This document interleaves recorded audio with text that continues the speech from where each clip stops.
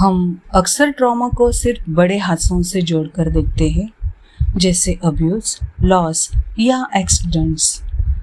लेकिन एक बहुत ही शांत, अनदेखा और गहरा ट्रॉमा होता है इमोशनल निग्लेक्ट। जब बच्चों की भावनाओं को समझा नहीं जाता, उन्हें सुना नहीं जाता या उनकी फीलिंग्स को महत्व नहीं दिया जाता, तो वह इमोशनल निग्लेक्ट होता है। इमोशनल निग्लेक्ट यानी बचपन में भावनात्मक ज़रूरतों का पूरा न होना, क्योंकि बच्चा सिर्फ खाना, कपड़े और पढ़ाई से नहीं बढ़ता। उसे चाहिए अपनों से समझे जाने का एहसास, अपनों के साथ सुरक्षित महसूस होने का एहसास और अपनी फीलिंग्स एक्सप्रेस करने की आज़ादी। जब ये नहीं मिलता तो बच्चा खुद के फीलिंग्स को महत्व नहीं देता, अपनों के बीच खुद को निग्लेक्टेड महसूस करता है और धीरे धीरे अंदर खालीपन बना देता है। कई बार पेरेंट्स खुद इमोशनली अनअवेयर होते हैं या अक्सर वो वैसा ही बर्ताव अपने बच्चों से करते हैं जो उन्हें खुद अपने बचपन में मिला था। बचपन का ये इमोशनल निग्लेक्ट रिलेशनशिप मैनेजमेंट में बहुत गहरा असर डालता है। आइए इसे और गहराई से समझते हैं। जरा तसव्वुर कीजिए एक बहुत ही आम सी सिचुएशन। किसी ने अपने पार्टनर को एक टेक्स्ट मैसेज भेजा। 1 घंटा बीत गया, 2 घंटे बीत गए और मैसेज सीन होने के बावजूद भी कोई रिप्लाई नहीं आया, जो कि आजकल बहुत नॉर्मल है। हाँ, बहुत नॉर्मल है। ऐसे में कुछ लोगों के लिए ये एक मामूली सी बात होती है कि चलो सामने वाला बिजी होगा, पर कुछ लोगों के अंदर ना अचानक एक अजीब सी घबराहट पैदा होने लगती है। बिल्कुल, उनकी हार्ट बीट बढ़ने लगती है। एग्जैक्टली। दिमाग में हजारों नेगेटिव ख्याल आने लगते हैं कि क्या मैंने कुछ गलत कह दिया या क्या अब ये रिश्ता खत्म होने वाला है। एक छोटे से टेक्स्ट मैसेज का रिप्लाई ना आना दिमाग में इतना बड़ा तूफान कैसे ला सकता है? देखा जाए तो ये घबराहट उस पार्टनर या उस एक टेक्स्ट मैसेज की वजह से है ही नहीं। ये दरअसल उस इंसान के 20-25 साल पुराने बचपन की एक ऐसी गहरी चोट का निशान है जिसे शायद उसने कभी देखा ही नहीं। ये एक बहुत ही सटीक पॉइंट है। हमारा दिमाग आज की किसी छोटी सी घटना को पास्ट के किसी बड़े खतरे की तरह प्रोसेस करने लगता है। सही कहा। और आज की इस चर्चा में हमारे सामने मौजूद source material talks with counsellor Prajakta से लिया गया है और इस डीप डाइव का मुख्य मकसद उस कनेक्शन को समझना है जो हमारे आज के अडल्ट रिलेशनशिप्स और बचपन के अनुभवों के बीच होता है। राइट, एक इनविजिबल थ्रेड की तरह। हाँ, जैसे किसी बड़ी और मजबूत बिल्डिंग को देखते वक्त हमारी नज़र हमेशा उसकी खूबसूरत दीवारों या डिज़ाइन पर ही जाती है, लेकिन हम उस ज़मीन के बारे में नहीं सोचते जिसके नीचे उस बिल्डिंग की नींव यानी फाउंडेशन छुपी होती है। और वो फाउंडेशन दिखती तो नहीं है, पर पूरी बिल्डिंग की मजबूती उसी पर निर्भर करती है। बिल्कुल वैसे ही इंसान के रोमांटिक और पर्सनल रिलेशनशिप्स भी उनके बचपन की उस अनसीन इमोशनल फाउंडेशन पर टिके होते हैं जिसके बारे में जनरली लोग सोचते ही नहीं हैं। What's fascinating here is अक्सर हम उन क्रैक्स को रिपेयर करने की कोशिश करते हैं जो बिल्डिंग की दीवारों पर दिख रहे होते हैं। मतलब आज के झगड़े या आर्ग्यूमेंट्स? एग्जैक्टली। हम बस उन क्रैक्स पर ऊपर से पेंट लगाने की कोशिश करते हैं बिना ये समझे कि असल प्रॉब्लम उन दीवारों में है ही नहीं। असल प्रॉब्लम तो उस नींव में है जो सालों पहले रखी गई थी। तो आखिर इस फाउंडेशन में दरारें आती कहाँ से हैं? काउंसलर प्रजाक्ता बताती हैं चाइल्डहुड ट्रॉमा असल में क्या होता है। लोगों को लगता है ट्रॉमा मतलब बस फिजिकल अब्यूज या जाना, ये भी उतना ही बड़ा ट्रॉमा है। और इसके एग्जाम्पल्स बहुत आम से लगते हैं रोजमर्रा की जिंदगी में। हाँ, जैसे बचपन में फीलिंग्स को पूरी तरह से इग्नोर कर देना। एक बच्चा रो रहा है और उसे कहा जाए कि इसमें रोने वाली क्या बात है, चुप रहो। या फिर बार बार हर छोटी बात पर क्रिटिसाइज किया जाना। या फिर अनकंडीशनल लव ना मिलना, बिना शर्त का प्यार जिसे कहते हैं। बचपन में इंसान जो कुछ भी फील करता है वही उसकी पूरी इमोशनल वायरिंग तय कर देता है। ओके, लेट्स अनपैक दिस, क्योंकि ये सुनने में तो बहुत आम लग रहा है। क्रिटिसाइज होना या डांट पड़ना तो बचपन में बहुत कॉमन बात लगती है। अगर कोई बच्चा शैतानी कर रहा है और उसे डांट पड़ गई तो वो तो हर घर की कहानी है ना? हाँ, ये बहुत लोगों को लगता है कि ये तो नॉर्मल है। तो ऐसे में एक इंसान कैसे समझे कि जो उसने फेस किया वो सिर्फ नॉर्मल पेरेंटिंग थी या फिर असल में एक इमोशनल निग्लेक्ट का ट्रॉमा था जिसने उसकी दिमागी वायरिंग ही बदल कर रख दी? ये आमतौर पर सबसे पहला डाउट होता है। देखिए, फर्क पेरेंट्स के इंटेंट या 1-2 बार गुस्से में आके पड़ी डांट में नहीं है। असल फर्क उस पैटर्न में है। पैटर्न? राइट। मतलब जो बार बार हो रहा हो। राइट। नॉर्मल पेरेंटिंग में डांट पड़ने के बाद भी ना एक सेफ्टी नेट होता है, एक रीअश्योरेंस होता है, जहां बच्चे को लगता है कि ठीक है, मम्मी पापा गुस्सा है पर वो मुझसे प्यार करते हैं, मैं यहाँ सेफ हूँ। और नेग्लेक्ट के केस में इमोशनल नेग्लेक्ट एक कांस्टेंट स्टेट ऑफ बीइंग बन जाता है। जब फीलिंग्स को लगातार इनवैलिड ठहराया जाता है, वो भी बिना किसी सेफ्टी नेट के, तो दिमाग को ना कॉन्स्टेंटली खतरा महसूस होता है। मतलब दिमाग किसी एक अकेले इंसिडेंट को सेव नहीं कर रहा, वो उस पूरे माहौल को रिकॉर्ड कर रहा है। एग्जैक्टली। एक बच्चे का नर्वस सिस्टम बिल्कुल कच्ची मिट्टी की तरह होता है।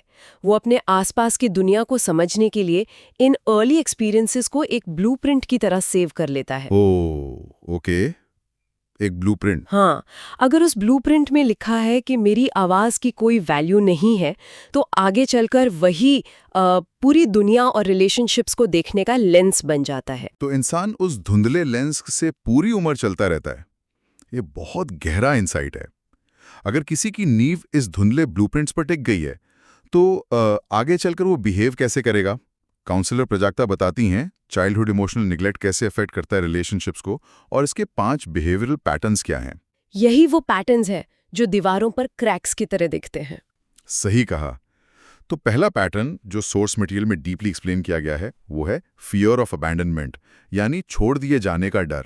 और ये वही पैटर्न है जिसकी वजह से टेक्स्ट का रिप्लाई ना आने पर सांस फूलने लगती है। हाँ, यहाँ सोर्स मटेरियल में एक बहुत specific real life example share किया गया है। नेहा नाम की एक लड़की का केस, जो हर 2 घंटे में अपने पार्टनर को कॉल करती थी। अगर रिप्लाई ना आए तो उसे लगता था कि उसको इग्नोर किया जा रहा है।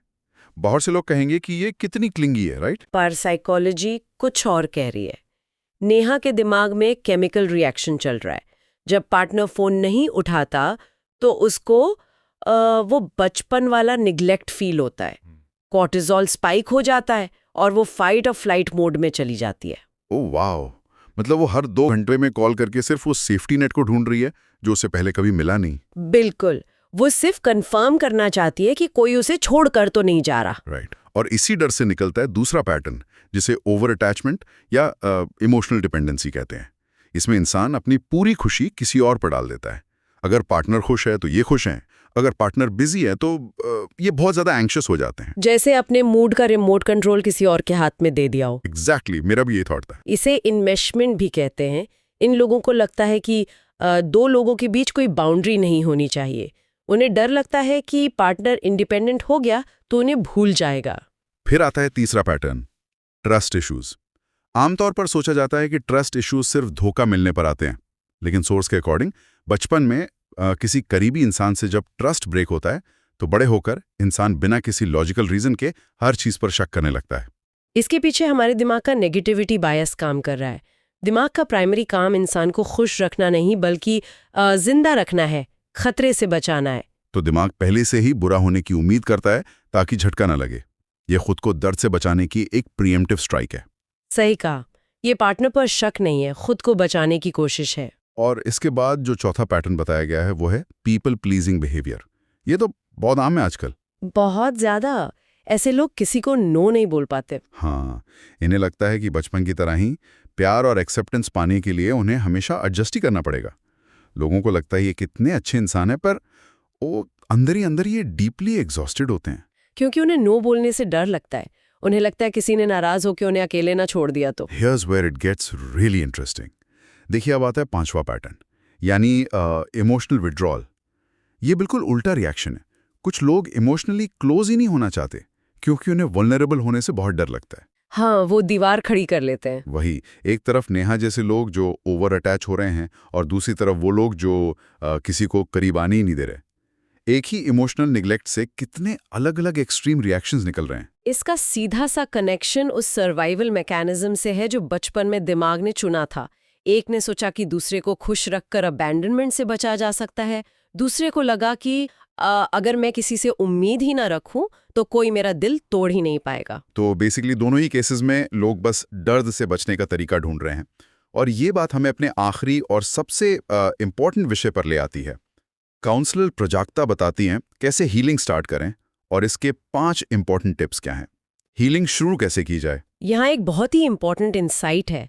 हीलिंग की तरफ बढ़ने से पहले एक बहुत ज़रूरी बात समझना ज़रूरी है। वो ये कि ये रिएक्शंस गलत नहीं है। एग्जैक्टली ये पैटर्न्स गलत नहीं हैं। वो सिर्फ उस इंसान के पास्ट के प्रोटेक्शन मैकेनिज्म्स हैं जो उसने खुद को बचाने के लिए बनाए थे, एक शील्ड की तरह। जब ये समझ आ जाता है कि मेरा दिमाग पागल नहीं है, ये मुझे सिर्फ बचा रहा था, तभी हीलिंग शुरू होती है। जब खुद के लिए सहानुभूति पैदा होती है। तो इन 5 स्टेप्स में पहला स्टेप क्या है? पहला और सबसे बड़ा स्टेप है अवेयरनेस। ये एक्सेप्ट करना कि हाँ, मुझे इस ट्रॉमा का इम्पैक्ट हुआ है। पर ये मानना बहुत मुश्किल होता है कि बचपन में पेरेंट्स से कोई कमी रह गई थी। हाँ, क्योंकि लोगों को गिल्ट होने लगता है। पर अवेयरनेस का मतलब उन्हें विलेन बनाना नहीं है, बस हकीकत को देखना है ताकि आप उसे ठीक कर सकें। राइट। इसके बाद दूसरा स्टेप है ट्रिगर्स आइडेंटिफाई करें। मतलब इस बात पर ध्यान देना कि आखिर किस खास सिचुएशन में हम ओवर रिएक्ट करते हैं। इसको थोड़ा प्रैक्टिकली समझे तो कैसे काम करता है ये? इसे आप दिमाग के स्मोक अलार्म की तरह देख सकते हैं। अगर अलार्म इतना सेंसिटिव है कि किचन में टोस्ट जलने पर ही बज उठे, तो इसका मतलब है उसने सालों पहले सच की बड़ी आग देखी थी। पार्टनर का टेक्स्ट ना आना, वो टोस्ट का जलना है।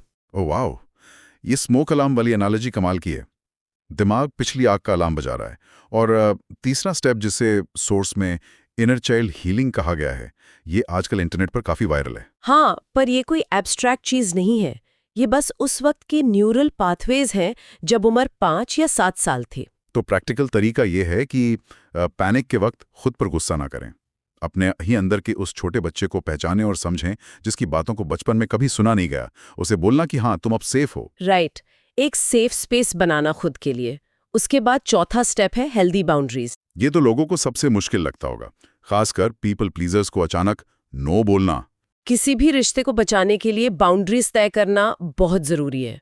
बाउंड्रीज का मतलब दीवार नहीं है। इसका मतलब बताना है कि मैं इस हद तक मदद कर सकती हूँ, उसके आगे नहीं। और इस पूरी बिल्डिंग को ठीक करने का 5वां स्टेप है प्रोफेशनल हेल्प। एब्सोल्युटली, काउंसलिंग या थेरेपी का सहारा लेना कोई कमजोरी नहीं है। हाँ, सोर्स भी यही कहता है कि ये अपनी खुद की इज्जत यानी सेल्फ रिस्पेक्ट करने का सबूत है। एक प्रोफेशनल आपको नए पैटर्न्स बनाने में मदद कर सकता है, बिना किसी जजमेंट के।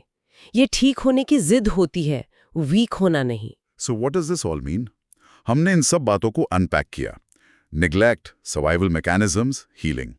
जब किसी की जिंदगी में बार बार एक ही जैसे नेगेटिव पैटर्न्स रिपीट होने लगें, तो जवाब कहीं और नहीं, पास्ट में ढूंढना चाहिए। सही कहा। खुद को टूटा हुआ या डैमेज समझने की बजाय एक बेहतर फ्यूचर की उम्मीद रखनी चाहिए।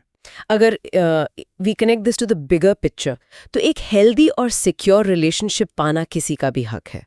जब कोई अवेयरनेस और प्रोफेशनल हेल्प से अपने ट्रिगर्स पहचान लेता है, तो वो अपने पास्ट की बेड़ियां तोड़कर एक सुलझा हुआ एडल्ट बन पाता है। वो बस अपने रिश्ते नहीं बचा रहा, वो आने वाली जनरेशन्स के लिए उस साइकिल को रोक रहा है। तो आज के इस डीप डाइव को रैप अप करते हुए हमने देखा कि कैसे इमोशनल निग्लेक्ट की वो invisible roots fear of abandonment या पीपल प्लीजिंग बनकर सामने आती हैं, और कैसे इनर चाइल्ड हीलिंग से इन्हें ठीक किया जा सकता है। ये एक लंबा सफर है, पर उम्मीद हमेशा होती है। बिल्कुल। पर जाने से पहले सोर्स मटेरियल के बारे में सोचते हुए एक नया और गहरा विचार छोड़ना चाहता हूँ। हमने ये तो समझ लिया कि हमारे खुद के गुस्से या ओवरथिंकिंग के पीछे हमारा अपना हर्ट इनर चाइल्ड छिपा है। पर ज़रा सोचने वाली बात यह है कि जब हमारा पार्टनर हमसे झगड़ रहा होता है या चिल्लाता है, तो क्या इसका मतलब ये नहीं कि उस वक्त वो इंसान नहीं, बल्कि उनका अपना हर्ट इनर चाइल्ड बोल रहा होता है? ये बहुत डीप पॉइंट है। अगर आर्ग्यूमेंट्स के वक्त एक दूसरे के उस छोटे डरेरे बच्चे को देखा जा सके, तो क्या हमारे रिश्ते और उनकी फाइट्स को देखने का पूरा नजरिया ही हमेशा के लिए नहीं बदल जाएगा? सोचते रहिएगा। आज के इस डीप डाइव को यहीं विराम देते हैं। मैं हूँ प्राजक्ता और आप देख रहे थे talks with counsellor Prajakta. Video को लाइक ज़रूर करें और चैनल को सब्सक्राइब करें। हम फिर मिलेंगे एक और दिल से जुड़ी बातचीत के साथ। तब तक अपना ख्याल रखिए, खुश रहिए। धन्यवाद।